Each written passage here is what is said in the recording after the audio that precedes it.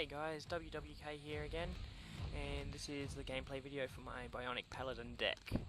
I'm in the game against Talon, and I played this game earlier this morning, so forgive me if it sometimes sounds like I don't know what I'm talking about. So he starts off with a turn 1 Wealthy Noble. I'm going to come out with my Paladin guns a-blazing.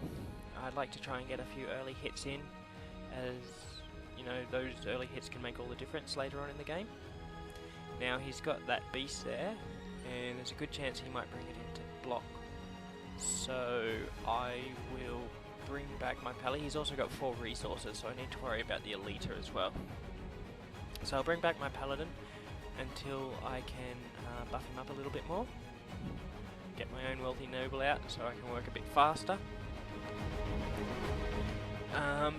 Now, by the looks of things, I do believe Talon is playing with a variation of the Raw starter deck.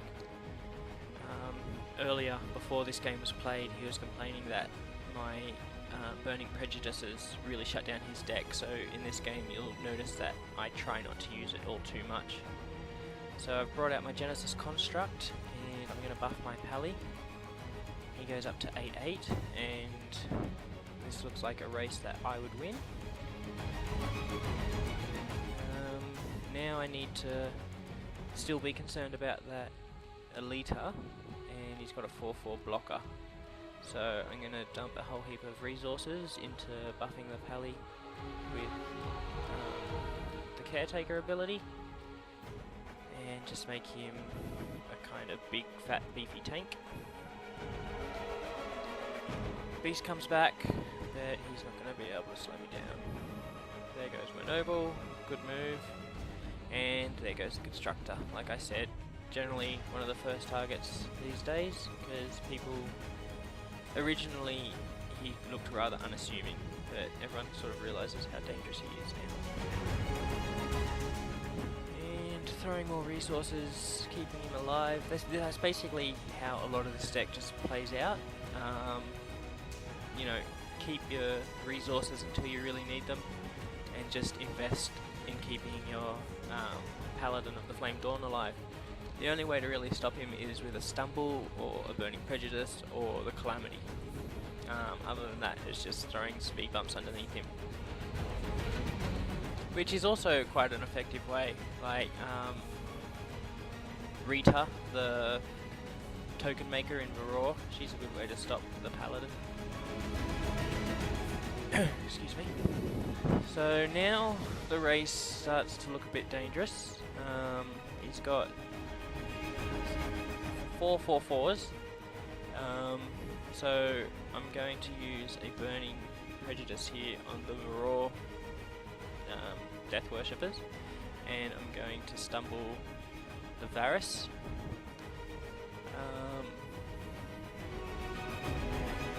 And he brought it all back anyway. I don't understand what he was trying to do there, but that's alright. There goes my Elita. So things start to get a little bit hairy for me. He starts wearing down my Pally. That's another good tactic to beat this deck, is to you know, take out all the support and then just wear him down quickly. Obviously he's got 6 turns before my Elita comes back from the graveyard. So what I'm doing now with my resources, rather than commit to the board, I'm using the trading post to try and draw more cards, or shuffle away cards that I don't need. As you can see, I've drawn a fair few robots, but I've got no Constructor to use it with.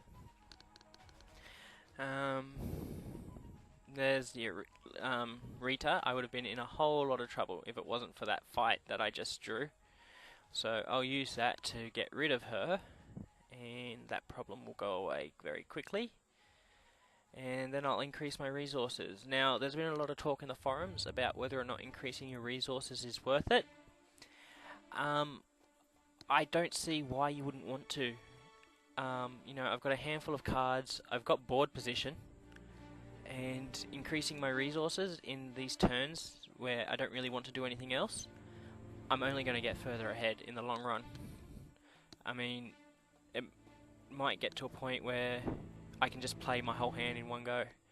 Now he's starting to build up a bit of an army here, and that probably could become an issue.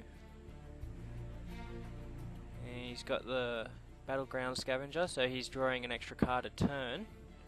I need to put an end to that, so I'll use another fight at some point. No, I won't do that yet. Yeah, there you go. I thought about it, but then I thought, why not? Okay, I thought about it, then I thought yes. Who knows what goes on through my head sometimes. So I'll take out the card drawing ability, and this is where he brings out all of his little munchkins. He brought out his own Martyr Golem, so it will protect his Battleground Scavenger. So I won't get an extra hit in. I thought maybe I might get 8 points of damage in, but I'll still kill it. Now all these hits are quite useless, but what I didn't realise when I was playing was bringing out more and more creatures and allowing Talon to kill them. It's going to make those little dorks really scary really quickly. So here I thought, oh look how clever it'll be, I'll just stick him out there and he'll wipe out a lot of them. I'll bring out my defense golem. No, not that one, I'm not using that, remember Luke, we're being fair. So I'll bring out him instead, and then I'll drop my new constructor, and I'll just buff up my Martyr Golem. Muhahaha, evil, no. Didn't really work out for me, and you'll see why in a second. Spoiler alert. Investing more points into keeping my dude alive, because he's getting a bit worn out there. So, yep, now I've got a nice big defender, wipe out his army, no worries. Unless, of course, he assassinates it, and it turned all those 1/1s into 2/2s. Luckily I buffed my Paladin, otherwise he would have been a goner then.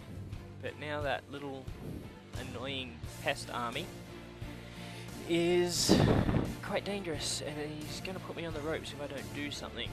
So I'll put my Pally in the defense zone, drop the Martyr Golem. Now he's going to take a few extra hits before my Pally gets damaged. There's another defense golem. I'll stick him on my Pally, because it's when you have a choice of creatures to put it on, it's best to put it on the Paladin simply because he's got more ways to stick around. Like Assassinate won't hit my Paladin, it will hit the Martyr Golem, as we just saw. The Martyr Golem is a great thing to put the defense golem on though, because you know, he's going to take damage from everywhere. Talon tried to hit my leader, he thought I was going to attack her, which I didn't. I make my Paladin insanely strong. Now these guys are all 4/4s, but they're all going to get wiped out here. So you can see so far this whole battle I've been fighting with just the one character. Okay, so